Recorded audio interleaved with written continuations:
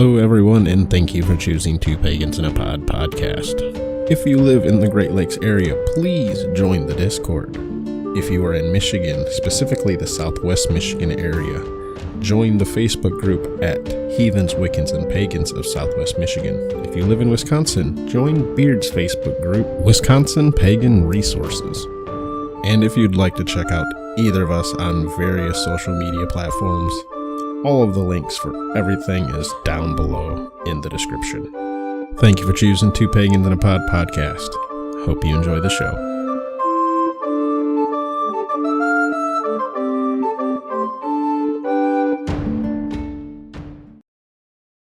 Welcome everyone to Two Pagans in a Pod podcast. I am your host today, Fro Double G, and joining me is the completely caught off guard Beard. Yep. I guess what, you Beard? were ready. I hit the record button.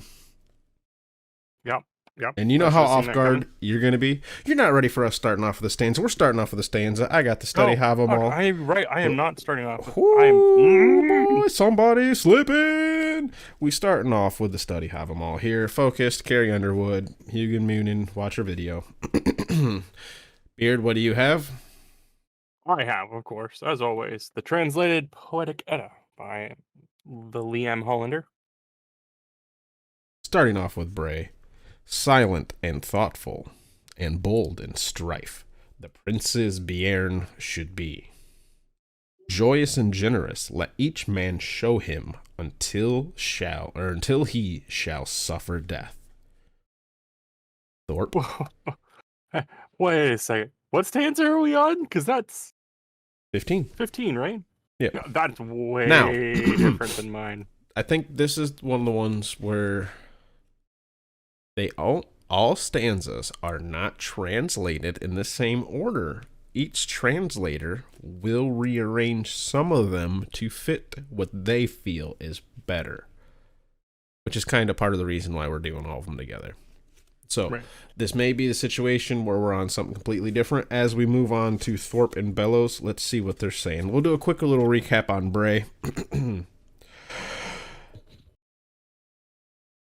Share. Yeah. Be silent. Be bold in your actions. Swift in thought. Happy. Share your wealth. That's what I would get out of it. Thorpe. Taciturn or taciturn and prudent, and in a war daring should a king's children be. Joyous and liberal everyone should be until the hour of his death. Again, share, be happy, be bold in your actions, be precise. Bellows? But it's specifically speaking of a king's children. Yeah. Yep. And so will this next one. Bellows, the son of a king shall be silent and wise, and bold in battle as well. Bravely and gladly a man shall go till the day of his death is come. Now see, this one started off by saying the son of a king, but then ended bravely and gladly a man shall go. So I think a lot of it was just supposed to be kind of, I'm going to throw in my interpretation before we move on to yours. Yeah, they may have been talking about a lot like kings and jarls and shit, but like noble, right? Try to be noble. Yeah. Well, the nobility did. I think that's, yeah, I'd agree with that. It's trying to convey like that essence of a nobleman being noble. And I think the first translation where it was more broad spectrum of like everybody, I think is more of the more fitting of a modern version. Whereas the other two, and then mine, because mine is very similar to the other two that you had. Let a king's offspring be sparing in words and bold in battle. Glad and wholesome the hero be till comes his dying day. And see, that went again, from nobility to hero. Right. Which back then used to be somewhat synonymous. Right? Right. Which may be part of the reason we're having the difficulty with the translations, right? Right.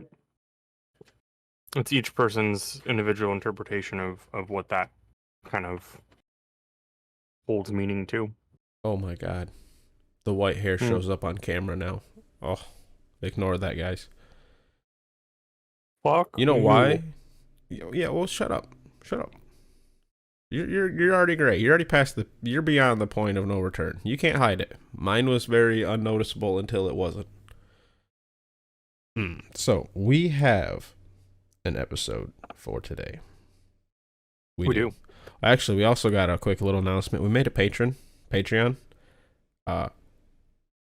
Actually, now that I say that loud, Beard, I don't think we've updated any of the descriptions, so we haven't posted the links to it. That might be on me. My bad. Okay. Well, we do have a Patreon. Yes. I mean, yes. you also could have done it. I could have done it, and I done it didn't think to check. Yep. I So didn't. my bad, guys, for not That makes two of us. for not being the quality assurance that Bro needed. Correct. So we have a patron. We're just trying to save up for Beard's mic and to pay for our SoundCloud each month. It would be cool to save up to buy it by the year because it's cheaper. But yeah, there's that. And we have 2 levels on it, just so everybody knows. What's it, $5 and a 10? 4 and an 8. 4 and an 8. So I think the $8 tier is the one where we say your name on stream, or on stream. Podcast. Yeah. On air. On air. On air. As thank you, and then of course, obviously, you have our undying thank you. And though I don't have any bonus content on there yet, I will be working on hopefully getting some bonus content up there soon. Which, regardless of what level you do, you will have access to see. It may be short little clips of me and the kiddos, or maybe me doing something. I'm not a believer in early access content, but I don't know. Maybe I'll put some short clips that I'm working on up there before I post them or whatever. Yeah, I'm not a big fan of the early access paywall stuff either. Like, I don't know. That's part I've always struggled. Like on my other podcast, we're a gaming podcast, right? But none of us like. We'll just play with you if you want to play, like whenever you want. So it's like we've never. It's been a double-edged sword because we've never withheld ourselves from the community, right? It's also one of them things where it's like, I don't know, it's like a rarity thing, right? If you sign everything, your signature's not rare. Not that we're like any sort of big name in the community, but then it was just kind of one of the things where it's like someone else will be like, oh, this guy rarely is grouping up, or I'm going to try to get in this Win Streamers game. It's like, all right, well, you do you, boo. Well, I mean, to be fair, you guys are the longest running SMITE podcast. I mean, that is true. That is true. I mean, so you guys are kind of famous. You guys just had Dulcin on the stream not too long ago. I mean, God, I keep saying stream. I got streaming on the mind. But you had the man himself. We've had Ajax and Hindu, man. I guess that's fair. Like, we've literally had the head developer. We've had the ex-head developer, now senior developer. Right? I think senior's above head. I don't know. AJ's like... No, it's usually the other way around. Okay, whatever. All I know is, like, he used to be the lead designer, lead developer, the big wig of the design aspect, but now he's, like, gone even beyond that. But... Anyway, we're talking a lot about SMITE. And I'm not going to say that it's unrelated. You know why? Because it's fucking... well, obviously, Beard. You ruined my obvious joke. I'm sorry. I'm kidding. It was a terrible joke in the first place. Because we're doing another SMITE God reference comparison video. I don't know what I call the last one. It is SMITE Gods Part 2.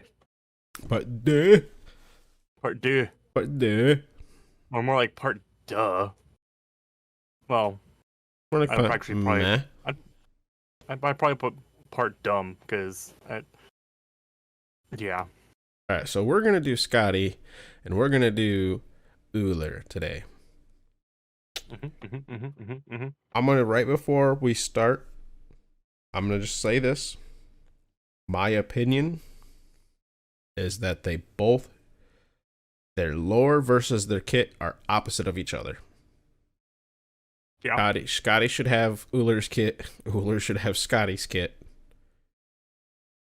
According to the lore, in my opinion. Moving on. Beard, take us away.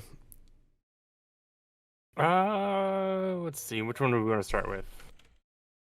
Oh, I'm gonna say. Let's start with Skadi, because that's the one I'm looking up the image for, and I totally forgot to get the image ready, so it'll be hopefully convenient timing.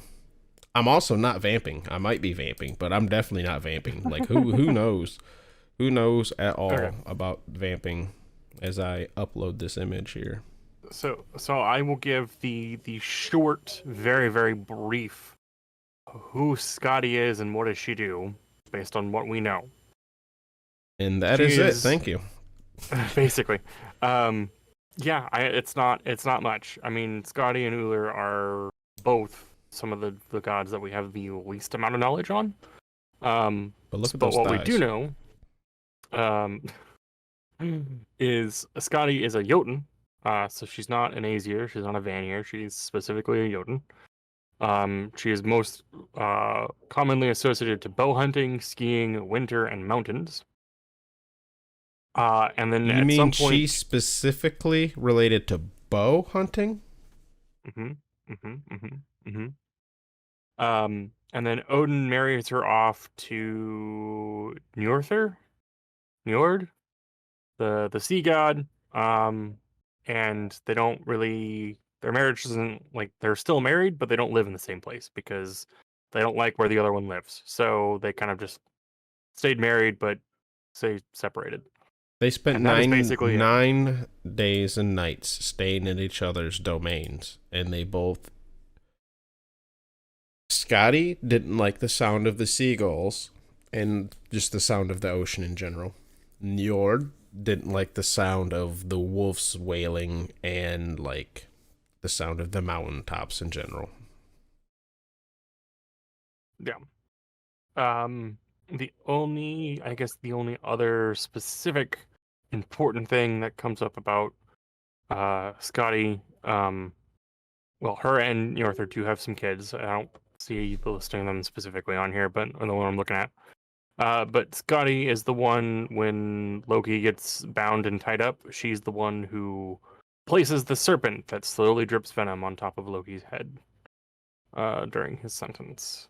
And that is apparently presented in both the poetic and prose eddas, specifically. So that is all we know about good old Skadi, is that she is specifically Jotun, and that she's bow hunting, skiing, winter, and mountains. So moving over to the SMITE side of things, do you want to read her lore as it's presented in SMITE, or do you want me to? Yes, lore as presented in SMITE. I have that totally up and ready as it right now we're talking. And I'm definitely not searching. So we got Skadi and her lore. By the way, you gotta love Tome for SMITE. Great app. This is coming. By the way, this is all quote, right? I don't know if we actually got a quote. I think so. Copyright reasons and stuff. This is all from SMITE Games lore right here. Start quote. Full of mirth rang the halls of Asgard, celebrating the gods drank of mead and feasted on roasted beast, while the corpse of the defeated foe, the Jotun Thiazi, lay cold nearby. For decades were they at odds. Now that conflict has ended. Odin and his ilk openly boasted of their achievements, laughing and cheering while the floor ran wet with spilled spirits. Then the door swung wide, breathing icy winter wind across the hall. There she stood, spear in hand, skin porcelain pale, clad in snow-dusted furs, and eyes blue as glacier ice, but smoldering with a vengeful fire. Skadi, the Jotun's daughter, had come. Transfixed by her beauty, the gathered gods sought to dissuade her from violence. As a symbol of honor, Odin cast the eyes of her father into the heavens to twinkle as stars for eternity. Skadi was not moved. A life for a life, she demanded. It was Loki that softened her heart with humor and dance. So jovial was he that at last her frozen features cracked a smile. A wedding, Odin declared. Skadi would marry a god and so herself become a goddess. This would be her payment for the life of her father. Now warm to them, Skadi agreed. Blindfolded, she was to choose her husband by only his feet. Eligible men came forth, and Skadi made her choice. Their marriage, by the way, before we move on, yes, she picked what she thought was going to be Baldur's feet because they were nice looking, and Loki made her laugh by tying his balls to a goat. Anyways, now back to it. Their marriage did not last. Njord was a god of summer, and Skadi a goddess of winter. After a few years, they amicably parted ways. Skadi returned to the snow-capped mountains of her youth, but without her father or her husband. She soon grew lonely. Word spread of war between the pantheons, Odin and Loki, Njord and Ullr. These gods were her family now, and Skadi... I can't scroll down the rest of the way. There's an ad blocking the last sentence. Skadi would not lose the only family she had left. And Skadi would not lose the only family she had left. I mean, it sounds like the synopsis of a really good action film. By the way, hit me up if you want any voice acting done. I'll totally do it for free right now for the experience and the exposure. Yes, I work in exposure right now. He likes to expose himself. I like to expose myself on the internet. I mean, to the internet. I mean, on the internet to the internet. There we go. Perfect. Nailed it. Like your mother. Wow. Having listened to his soft, sultry voice, I do recommend hiring him for voice acting. Did you know I was COO for a while? CO? No, I did not. Yeah, the chief orgasm officer at your mom since 2016. Eat it, bitch. I totally stole that joke from I forget who it was. I think it was Simon Whistler, but thank you, fat boy, love it. Killing me, bro, killing me. Anyway, Skadi's kit, which, as prefaced earlier, makes no sense. Well, I'll preface with this. If you go on the fact that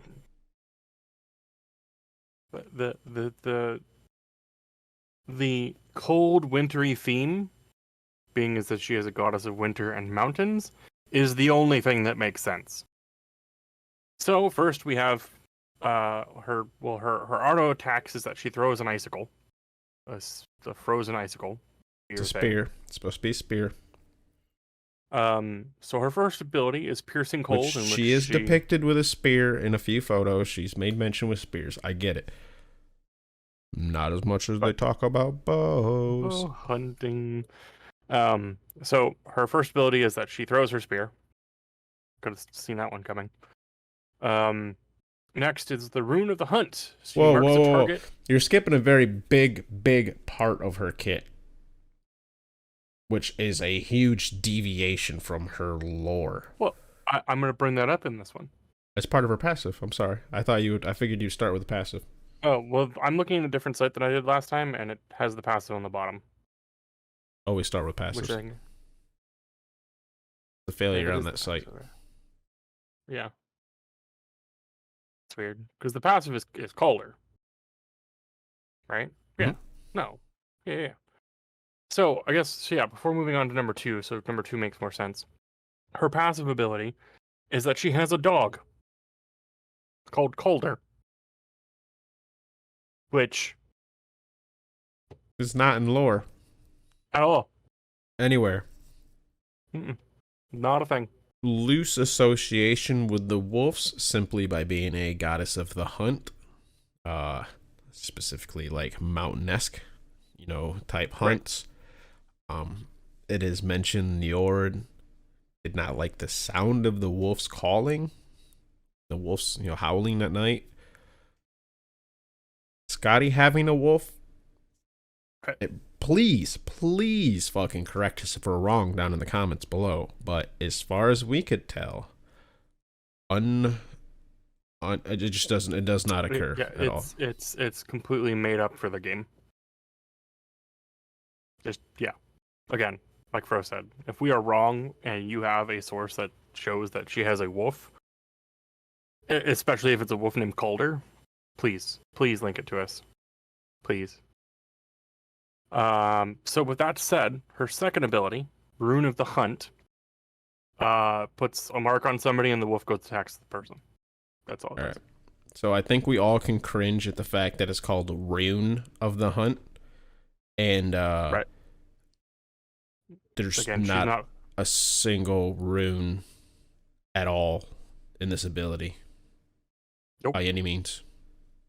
Matter of fact, the only runes on Skadi at all, or in her kit at all, is, as you guys can see in this photo, along the bottom of her cape is just the Futhark. That is it. No other runes depicted. So, but she has an ability called Rune of the Hunt. Yep. Don't get it. Doesn't make sense. Again, and she's also a goddess who has no mention of having association to runes whatsoever. Or at least, or even magic, if they wanted to make the fucking leap to runes or magic, right? Right. Which is not a necessary leap. No, I mean, granted, you don't have to be associated to runes to use runes, because runes were just kind of the written language, but still, I mean, it's kind of made of a big deal in, the Norse mythos when someone is associated to runes, and it's not there. So, that's my rant. Her next ability, her 3. Her best ability, according to lore. Probably the most accurate, aside from part of the ult. No, it is just the most accurate. The ult involves Calder. I'm not fucking counting it, even though it does trade a blizzard. All right, skipping ahead. It creates a blizzard around Calder. Yes, but I'm not fucking counting it because okay. Her and Calder get the thing put around them. Now they've changed the way it works slightly. I'll count 60% of it. Because now it's part of, you have to aim him before it, rather than you activate it and wherever he is, it happens around him, which I think is dumb. But that's me nitpicking Skadi's abilities. We're going to disagree on that. What, you'd rather aim him when you cast the Yes, the it's 4? called a skill shot. Smite used to be full of them. Fair.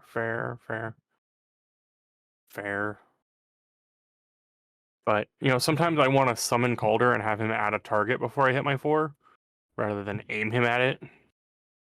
Manage your passive better. Touche. Anyway, back to the 3. It just creates a zone of icy slickiness that people slide across. And that's it. That's all she does. She's not overly complex in terms of what she does. Oh yeah, she makes ice. Fitting for a goddess of snow. Right. Aside from the ice element and the ice theme going into the whole winter and mountain aspect, she doesn't have a bow, and she doesn't ski. With the exception, I guess, she does have a ski patrol skin. And she can walk across her own ice unimpeded. Yeah. But that's not skiing. Yeah, that's true. And in her ski patrol outfit, she doesn't actually ski. She just has the skis on her back. Let's skip to... Well, that's a skin, so... Let's also skip to... God damn it. I got a cat. Mm-hmm. Her appearance a little bit. There goes the cat. So, I have the appearance up on screen. For everyone else... They say that she's porcelain is white. She's really blue. And in game, she's really blue. Her hair's white, but she's really blue. I kind of get it, but again, even in the game's description, She's supposed to be white. My cat is going ham on his fucking scratching post right now. I apologize. She's blue. Da ba dee ba da boo. Yeah, exactly. She has a knife on her side, or a dagger, short sword. Never uses it. Random leather straps across the stomach. No actual like leather armor, just like leather straps. She's very much got like furs and stuff. Yeah, she's got there's no piled wool like linens like and they would have historically worn anything. And I get a lot of this is supposed to be a more fantastic depiction. Right. I mean, come on, she's wearing Ugg boots. She's got the boots with the fur. It's just a lot of fur lining that looks really weird. She's got random shoulder pad antlers. It's just random. Shoulder pads, or is that just something on her back? They're like on her back, but like also on her shoulders. They're like right here. You know what I mean? Where it's like it is technically on the back, but it's very. I mean, she looks cool. She does look cool. Not a bit of it looks like actual Norse. And I would honestly say if you were to remove the Futhark, she wouldn't look Norse at all. You could just say that she was an elf, and nobody would bat an eye. Yeah. Or some kind of like snow. An Arctic huntress. Yep. You could, just like it. Remove the Futhark, and there's nothing to distinguish her as Norse over any other generic fantasy winter tribe. And honestly, including her dog that's not from lore. Right. So she's got let's see. I'm not worried about skins. Skins don't count. Yeah. Well, I mean, sometimes some skins they have like alternate skins or something like that, or additional skins they get that kind of add that look to them, but she doesn't even get that. Like, yeah, those are very few and far between, honestly. We lucked out with Ratatasker on the first one. We did. They normally don't have those. I mean, she's got some pretty interesting skins, but yeah, none of them do her justice at all, in any way, shape, or form.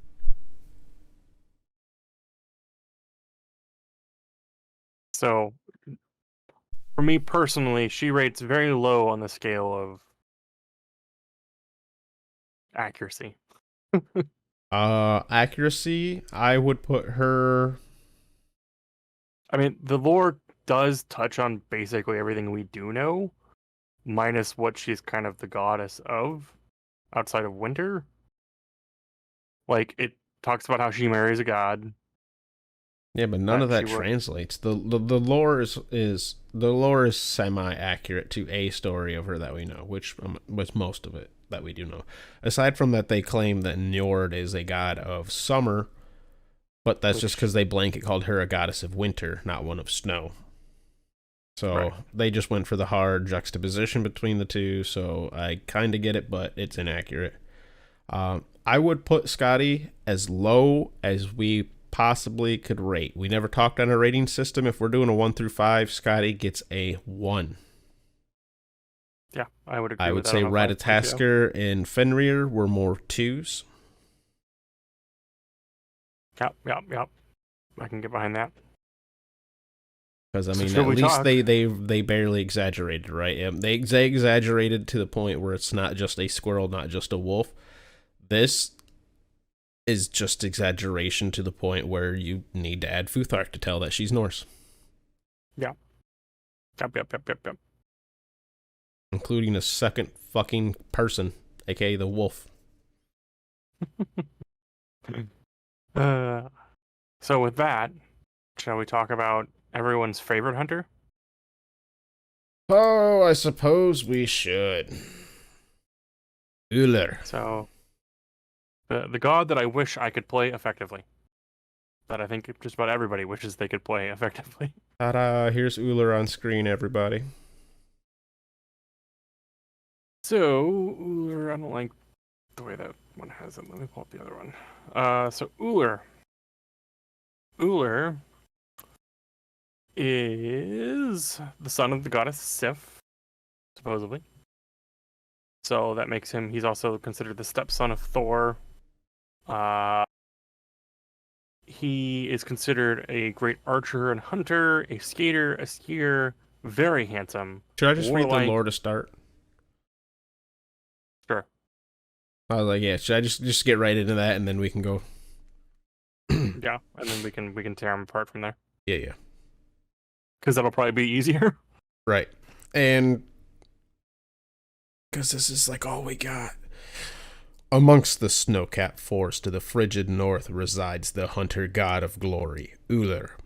Reserved and secretive, Ullr does not represent the tankard downing. Ullr does not represent... Why is that so hard to read? Because they put weird spacing, sorry. Ullr does not represent the tankard downing, boast-bellowing contemporaries of the North pantheon, but pays respectful tribute to glory in all its form.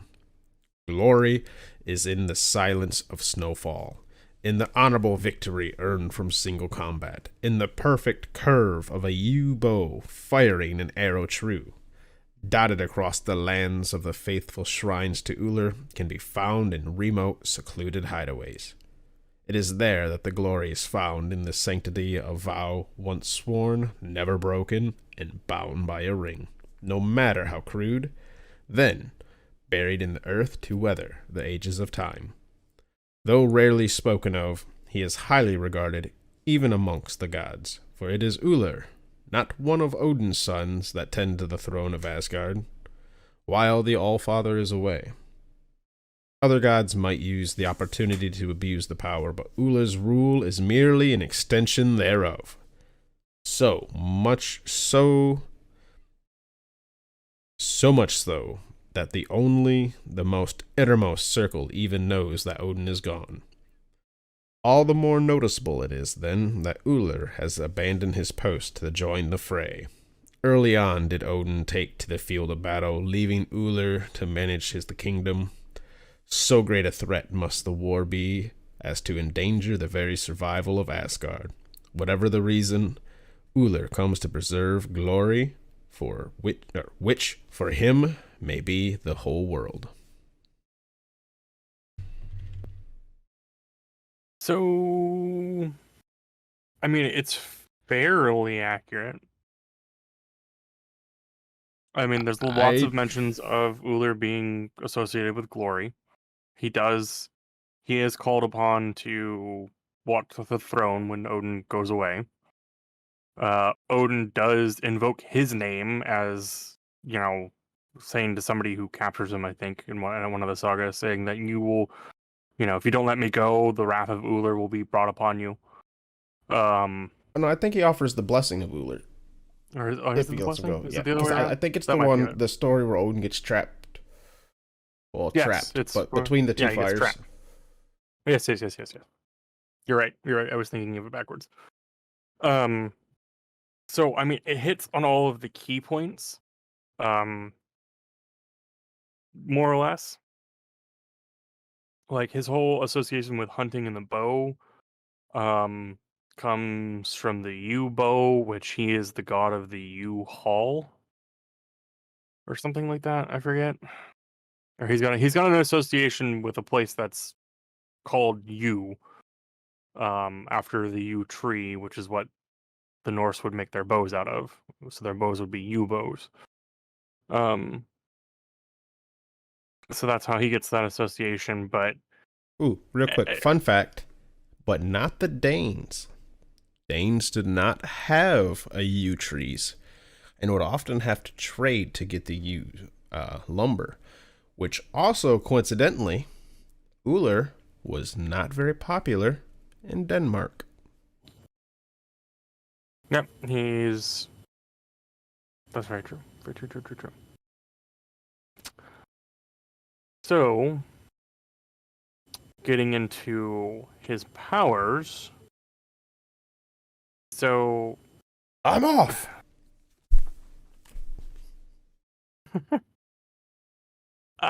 Sorry, if I say random shit, it's voice lines from the game, people. I'm sorry. It is. So Ullr's passive is when he uses an ability in either stance, his cooldowns in the opposite stance are reduced. This is because, and I have to touch his ultimate first now, before getting into anything else. Ullr is what's known as a stance switcher, because his ultimate switches him from using a bow or using axes. And then his powers change based on if he's using his bow or if he's using his axes. And that's all his ultimate does. So he doesn't have a ultimate. He just has the button that switches what stance he's using or what weapon he's using. His ultimate gives him passive abilities, passive stats. Well, that's fair. But yeah. So that, going back to the front of the order, his one is a bladed arrow or a thrown axe. So when he's got his bow, he shoots an arrow that does some damage and goes through targets. When he's with his axes, he throws an axe and it stuns whatever target it hits. His 2 is called Expose Weakness or Invigorate. Expose Weakness is when he's got his bow. It just increases his physical damage, so he does more damage. And then Invigorate allows him to move faster when he has his bow out. Or no, it's the other way around. Sorry. When he does his bow out, he does more damage. When he's got his axes out, he moves faster when you pop that ability. His 3rd is called Hail of Arrows or Glory Bound. When he's got his bow out, he shoots a volley of arrows that does damage in an area. And then when he's got his axes out, he can leap to a target location. So again, very simplistic. He is a pain in the butt to play because of the stance switching. A lot of buttons. A lot of buttons to push. A lot of buttons to push. A lot of abilities to miss. So if you removed his ability to switch stances, he would be far more accurate. Disagree. You think so? Disagree. Oh, we didn't touch on this on Skadi. I mentioned why they should flip. Skadi came to fuck some shit up when her dad was killed. Like, it's noted she came looking for a fucking fight, towed up, geared up, let's go, 6-on-1, fucking my team's trash, I'll take you myself. Like, she was ready to fucking fight, right? Another reason why I think their kit should switch a little bit. Ullr, why we have no mentions of anything like this. I mean, what type of glory in battle doesn't involve, like, back then, most likely some sort of hand-to-hand weaponry? Axes, maybe not. Sword, most definitely, if not axes, right? Fair. I think if he's the god of glory, he almost of certainly has some sort of weapon. But that being said, he is tied to bows. Period. There's no getting around that one, and it is way more prevalent than it is the other ones, right? Like like bows, U tree, Ullr and them are tied. Yeah, 110% the two of them. I kind of agree with you though, but I think maybe he should have his sword to the same degree that Skadi does on her character. It should be there. It should be there. I do wholeheartedly believe he should be there, and maybe probably even have an ability with it, right? So maybe more of a Hachimon. Honestly, yeah, I think Hachi's kit is kind of like. It's kind of what Ullr's should be. Well, I mean, the amount of sword usage, yeah, but yeah, where he's got that one ability that allows him to use it, and then the rest of it's the bow. Right. I would agree with that. I would agree because I just don't him think that being- his sword or melee or anything like that should be completely gone. It should at least be represented. That's why, like, at least a sword on the side. It doesn't even got to be an ability, but at least there, I think it should be there because to me, it just seems pretty common sense. But Skadi, we want to go from lore. What god or goddess can you imagine rocking up with 2 axes saying, "Let's go, bitch"? Yeah, I mean, with a big ass leap included, I'm off. Right. I mean, that's fair. I mean, yeah, if they took Calder out and made her more like Ullr, either with stance switching between the two, with her flying like and have her leap across the map just out of nowhere. Oh god, how terrifying would it be for her to come leaping out of somewhere and then putting down the ice right after? I think these gods are the last 4 we've talked about have all been very, very early gods in Smite. Matter of fact, they haven't added a Norse god since I believe Fafnir. And that was they just added season Surtur. 4. Oh, that's right. I forgot about Surtur. But before that, it was Fafnir in season 4. So it was like a good fucking, maybe season 5. It was like a good 4 or 5 year stretch. And granted, they've hit on most of the popular ones, except for where the fuck is Freyr. Right. Fuck is Freyr. But, I guess they added Jormungandr. I forgot about Yorm. They snuck in Yorm between Faf and Surtur. Fair. But they're very simple. These gods, there's not much to them. They're not really complex. We can move on to the looks of Ullr a little bit. Again, they took the fantasy aspect and just cranked it. None of it looks historic. He looks just like a ranger from D&D. Like there's nothing on him that would, I mean, aside from maybe the design of the axes. No, because But even then, a bearded axe. Yeah, that's super exaggerated. Like, because the Norse did have some bearded axes, right? A bearded axe is the axe that's got the little beard coming off the front of it, so you could like hook shit. That's what they're called. Yeah. If you look at the image here that everyone you can see, or at least who's got the video, those are way too fucking big. Way too big. They're too curved. They're too decorative. They're just not viable weapons. It's very, very fantasy. If you look at his bow,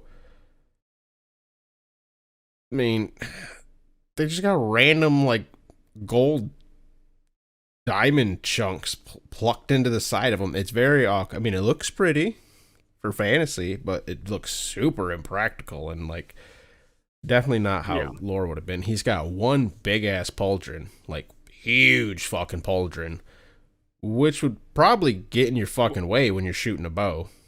Yeah, because it's on his bow arm too, so he would be looking over that pauldron to fire his bow. Which would so obstruct his view. It's just it's very fantasy. The only thing that's somewhat close is he's wearing a cloak. Mm-hmm. He's one of the few people wearing actual cloaks. They would have wore cloaks back then. Like Skadi has a cloak too, but hers is more capey versus a cloak. Yeah, plus she has her hood down on hers, where Ullr has the hood up. Yep, he's like the only one with the hood up, if I remember correctly. Now that you think about it, I think you're right. I can't think of any other character outside of a additional skin that has a cape or a cloak where they'd have a hood up. Now, there are some Nordic themed skins of his, which still aren't very Nordic. Like his Helheim skin. Looking at it, he just looks like an undead deer hunter. I don't know, but I don't have the game open. I don't know his skins. Oh, I'm on the Smite thing. I'm not. I'm on the app. Oh, fair enough. You were here when I did the vamping, Beard. Yeah. Oh, I guess here I do got his skins, but also we're getting The Yeah, no, skins are irrelevant. that's Base. base. They can do whatever they want with skins. Yeah. So I mean, the lore aspect. Okay, you know what? I will shut up for a second. Maybe you are right. They literally have a berserker skin. Yeah, the berserker skin. He's just wearing a bear hood. It's basically the same outfit, but he doesn't wear a shirt and he's got a bear cloak instead. But even then, there you still don't have. Looking at that skin, there's nothing on it signifying. That is way arguably more Nordic than his base skin. But yeah, there's no Futhark around his belt to let us know that it's Norse. Like, honestly, looking at the design and the knot work, it's a very terrible knot work on it, I might add. I would lean that that's more Celtic than Norse. Celtic knot work with. Oh my god! All right, I think that does cover us on Ullr and Skadi, though. Yeah. Oh wait, we got to rate this guy. We do have to rate him. From a lore aspect, his lore touches on a lot of the elements, a lot of what little we know, and it hits all of those points home. If we're looking at him from an aesthetic and a kit basis, he needs some drastic changes to make him work better, to make him more accurate. Because like you said, as he stands, he doesn't fit with his lore. He doesn't fit aesthetically. I would rate him. I mean, I would give it a 2 on the basis that his lore is more or less spot on with what we know. Obviously, missing some more like expanded, floofy, extra, more specific details, but it hits on all the key points about him. So I'm gonna come in and say his lore would bring in about a 4 out of 5, right? Honestly, the only reason it's not 5 out of 5, I'm not sure if Ullr can be 5 out of 5. We just don't have enough, right? It's just so scant that it's almost too little that it can be taken anywhere. But I think with what little they did have, they did not fluff it too much. So I'm giving it a solid 4 on that. As far as his looks, though, dude, it's a fucking like 2, right? Like, it's not Skadi bad. Actually, no, I lied. That Pauldron's obnoxious. The whole thing, it just doesn't flow. It doesn't look Norse. His look is a 1. Just flat ass. It does not look what historical would be. It did not look Norse. It barely looks Norse inspired, honestly. Outside of like the axes, you can kind of see it. His kit, because of the lore, it's pretty scant. I'm gonna have to say it's rather middle of the road, if not kind of leaning a little on the lower end, because bows were his thing, right? Like, I'm not gonna deny. I already brought this up. I'm not gonna deny melee would be there, but half a kit is melee. I don't know. Now, granted, when you actually go to abilities that you only throw out one axe and you just auto, right? The other one's just a movement speed and a leap. Technically, he's got more damaging abilities in his bow, but semantics, honestly, semantics. Yeah, I mean, because with the axes, you have to be in close and you kind of have to auto at that point. Right, so generally you use your bow more, but that's... Yeah. Like, really, I think his abilities bring a low 3, if maybe not a high 2, to average him out in my eyes to a very low 3. Like, he's almost a 2. I don't do 2.5s. You're either a 2 or you're a 3. But if I did 2.5s, it would be Ullr. So you rate him a little bit higher than I did, but the same conclusion. It's just because the lore and the ability, right? His appearance just destroys it, but his lore and abilities are just... They're fluffed enough and not fluffed horribly or so exaggerated, right? Like, and you got to admit, there's going to be a little bit of puffery going on because there's just nothing there, right? Right. So, and I'm okay with what they got. So I'm going. He's 3 out of 5. That's fair. Right? Because being that Smite again is a game, they have their own story that they're kind of trying to tell, even though they don't really tell a story much. They have to make it work and fluff of why the gods are coming from all the different pantheons and they're all fighting and all that jazz. It makes sense that kind of fluff is going to be there. So, and I'm okay with that kind of fluff because they're twisting it enough to make it, or at least in Ullr's case, they're not really twisting anything. They're actually, my cat just ran into a door. Love it. Yeah, they're just adding because there's nothing there. I mean, they did the same with Rat. They did the same with Fenrir. Fenrir, they kind of. Fenrir had enough, but Fenrir's whole shtick is he does his thing, right? Right. It was more that they missed out on some opportunities with Fenrir that they could have done. Like they could have leaned a little bit harder into him a little bit, I think, for Fenrir. But yeah, that is. I think that kind of wraps us up. We don't really got much more to be going on in these two. Do you have any final thoughts or anything here, Beard? I wish I liked playing hunters because both of these characters are hunters in Smite. Not that our viewer bases or listening bases don't care much. Simply, all that means is instead of abilities, they do their basic attacks. Every character can do basic attacks or abilities to do damage. These ones do basic attacks. So, you need me to break it down even more. They either punch or use a weapon, or they cast spells. These people are focused on weapons, and they use bows. I think most, if not all, hunters are all hunters primarily use bows. ranged. Well, just for the basic of what you guys give a shit about, all hunters use bows. Yeah. Or a ranged weapon of some sort. Beard. They don't give a shit that AMC and fucking Marty Chorus don't use a bow. All hunters use bows. We're not going to talk about Jingwei. She's not going to come up. Skadi uses a spear.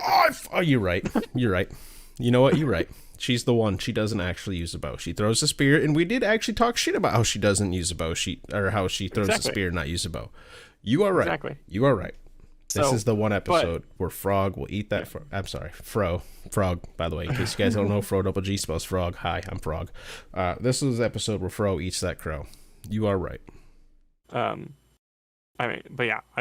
I wish I was better. I don't know what it is. Like, if it was like in League of Legends, I have no problem playing this type of character. Yeah, it's because you don't have to aim your autos.